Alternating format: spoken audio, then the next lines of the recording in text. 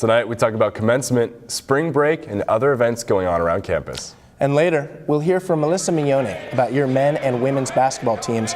These stories and more coming up on this week's edition of Newsline, February 28th, 2018.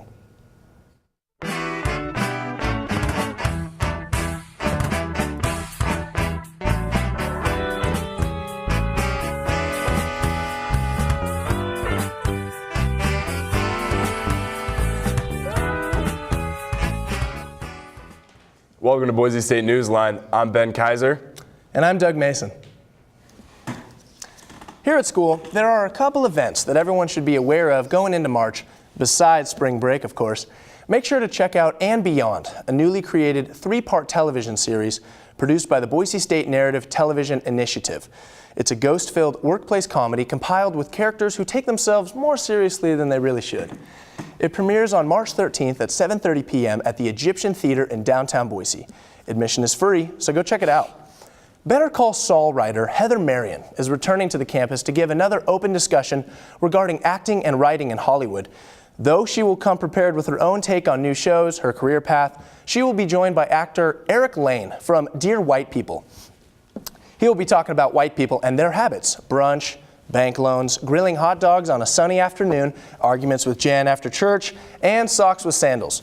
If you want to know what this discussion will entail, show up at the Lookout Room in the Student Union Building at 7 p.m. on March 2nd. And finally, we have an update on volcanoes in the world. Apparently, one of our own here in Boise State is leading research in geophysics down in Chile. Jeffrey Johnson, an associate professor of geophysics, has proven the potential for using volcanic infrared sound to help forecast future catastrophic eruptions. The bummer is they did this after midterms, which could have at least predicted the GPA eruptions a tad early. But really, all jokes aside, this is shedding great light on BSU in high regard to our geophysics department and all those involved to make it what it is today. If you want to know more about this, go to the Boise State Update website. On a far heavier note, 2 weeks ago, our nation was once again shaken with horror as we learned that a 19-year-old used a semi-automatic AR-15 rifle to murder 17 people and injure many more at Marjorie Stoneman Douglas High School in Parkland, Florida. This has been the deadliest school shooting since 2012. The shooting took place after the FBI admitted to having received several calls and tips to look out for the suspect, including social media comments, pictures, and the expulsion from the school. Local law officials say that they had no idea what this man was capable of. He did buy the weapon used in the massacre legally and is currently in custody awaiting trial after admitting to his crimes under interrogation. Since the tragedy, a movement for stricter gun laws has been launched by parents and families of the victims and the student survivors from the high school. President Trump has announced tentative plans to ban bump stocks, create stricter background checks, and arm teachers. But the debate on Capitol Hill between the Democrats and Republicans is still ongoing. Hashtag Never Again has become a popular thing on Twitter as the students, including attack survivor Emma Gonzalez at Emma for Change, who now has more social media followers than the NRA, voices their hopes that the gun laws will change. Several companies such as United and Delta Airlines have cut their ties with the NRA, and Dick's Sporting Goods has announced today that they will change many of their restrictions on gun sales, including raising the minimum age of purchase to 21. Gonzalez and her fellow students advocates have also created a rally called March for Our Lives that will take place in Washington, D.C. on March 24th to use their collective voices to call for an end to gun violence and mass shootings in honor of their fallen classmates and teachers. It is a tendency of the media today to focus more on those responsible for tragedy rather than those of the lives that were lost. We learn more about the accused as opposed to those whose lives were cut short. There's a fear now that by giving so much attention to the suspect, copycats have a reason to carry out similar acts of terror. Fox 5 in San Diego recently reported threatening messages were written and spray painted on the Rancho Bernardo High School walls saying, quote, "Florida was nothing," end quote, with a date and time. Here at Boise State Newsline, we believe that the lives of those lost should be the ones remembered, and we do not want to further the infamy of that one violent individual. Wow. Like you said earlier, it's just one of those stories you don't even want to write, but you have to, and it's an even harder one to read. It's pretty heavy. Well, Boise State University has decided to hold 2 different commencement celebrations on May 5th. This decision comes in response to the outpouring of concern that there would not be enough tickets for the families and friends of the graduating class. The record-breaking number of graduates and guests was expected to surpass the arena's capacity.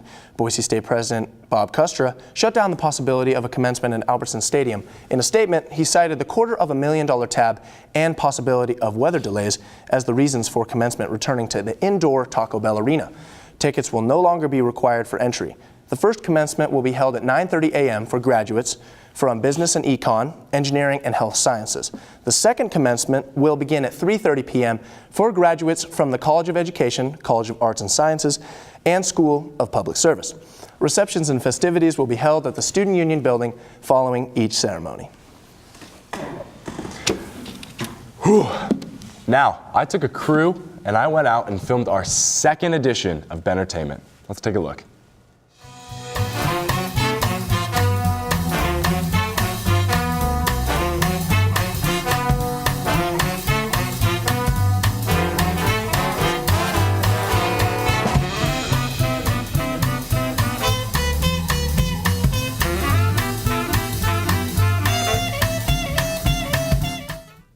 Welcome to Bentertainment. I'm Ben Kaiser. Tonight we have 4 stories. It has been 3 weeks since the world helped welcome Kylie Jenner and Travis Scott's new baby Stormi. In that time, the life of new mom Kylie has re-entered the spotlight and she's loving it. Since her almost 9-month absence from the light, Kylie and Travis have shared several Instagram photos of their new journey together as parents.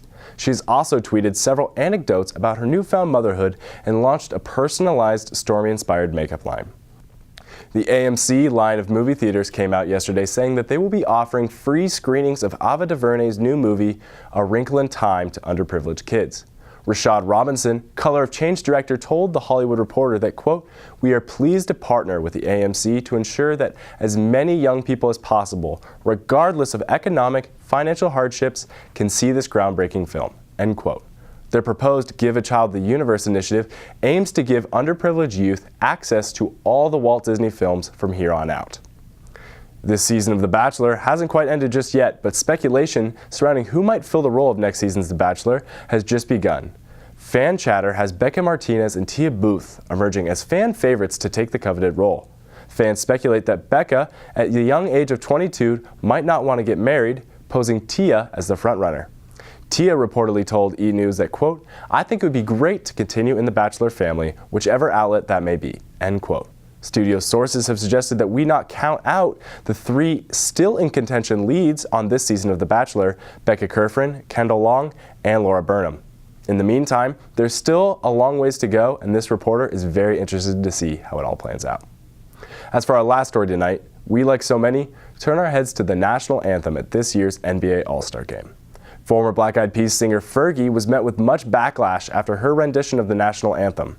Critics of her performance felt that she was too pitchy with her voice, switched between octaves very rapidly, and opted for an overdramatic performance. Fergie responded to these comments saying, quote, "I've always been honored and proud to perform the national anthem, and at last night I wanted to do something special for the NBA.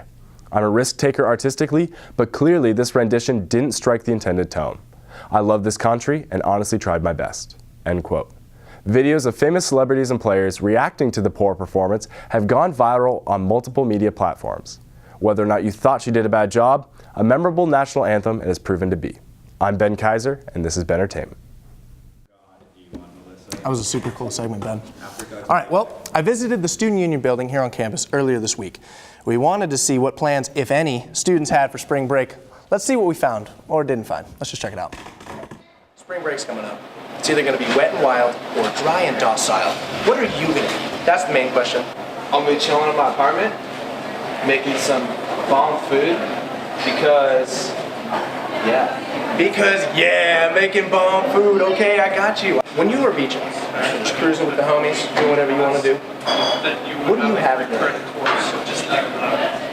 A watermelon Arizona, because those are amazing and better than those are God's nectar. For being honest here, God's nectar is Arizona watermelon flavored. What are your plans for spring break? You're looking at it. This is where I'll be all break. We are actually going to San Francisco. Frisco, the Bay. That's sick. That's sick. To do what? Just hanging out with some friends that are from there. So. Sheesh. Yeah. Just gonna go to cruise. I'm going to Cabo. So that sounds like a little wild. Are you pretty excited about that? Oh, I'm ecstatic. Yeah, it'll be fun. Be a good time. Check it out. Even though the majority of students here in Boise State apparently are not going to be doing anything fun for spring break or going anywhere cool, I still think that it is important to go somewhere warm, because right now I'm in a tank top and we're in Boise, Idaho, and how do you say chilly? So go somewhere warm, drink lots of water or booze, whatever your choice is, and have fun this spring break. Chilly indeed, Doug. Chilly indeed. I definitely will not be spending my break here in Boise. Yeah, it's cold out there. We're going to bring up Melissa Mione with your Bronco sports update. How are we doing, Melissa? I'm doing great, guys. How are you? Very well. Very well. Well, that's already better than the men's basketball team. They lost last night. What are you going to do? We heard about Happens that. to the best of us. But senior night has come too soon for the Boise State men's basketball team. It seems like only yesterday we were previewing the season, and here we are on the final home game. Chandler Hutchinson, Chris Sengfelder, and Luxus Williams will be honored Saturday for their contributions to Boise State basketball. Hutchinson will be leaving an enormous mark on the Boise State program, as he is projected to be drafted in the first round of the NBA. Sengfelder came to Boise State from Wofford University as a graduate transfer and has become a key contributor for the Broncos. And who could forget Williams' game winner in Eugene against the University of Oregon? Tip-off for the Saturday's contest is at 5 p.m. at Taco Bell Arena. As for last night's game, the Broncos went into halftime down by 1 after leading for the majority of the first half. Jalen McDaniels dropped 15 points to go along with 10 rebounds, and Malik Pope was reinstated earlier in this day. I had 12 points. Hutchinson was held to just 18 points after dropping 44 on the Aztecs earlier this year. For the women's basketball, seniors Shaylin Shaw and Brooke Wheeler enjoyed the sweet taste of victory one final time Tuesday night as Boise State took care of San Diego State on senior night 64-53. The victory Tuesday night sets Boise State up perfectly for the program's first Mountain West regular season title since they joined the conference in 2011. Shaw sparked the Broncos with 10 points and 9 rebounds, but was outshined by Riley Lupfer and her game-high 16 points, 10 of which came in the opening quarter. Boise State finishes out the regular season on the road in Wyoming, with tip-off coming at 6:30 p.m. Friday, March 2nd. Well, Melissa, thanks for the updates. Thank you, We're going guys. to send it over to Sam Orozco with your weather update. Sam, how's it going? Hi guys, I'm doing good. So for this week, it looks like on Thursday and Friday there's going to be some snow showers with a high of 43 and a low of 34. On Friday, it's going to be a high of 40 with a low of 23. On Saturday and Sunday, it looks like it's going to be partly cloudy with a high of 40 and a low of 24. On Sunday, it's going to be a high of 39 and a low of 23. On Monday and Tuesday, it's going to be sunny with a high of 41 for both days and a low of 23 on Monday and a low of 30 on Tuesday. And then on Wednesday, it's going to be partly cloudy, of high of 43 and a low of 32.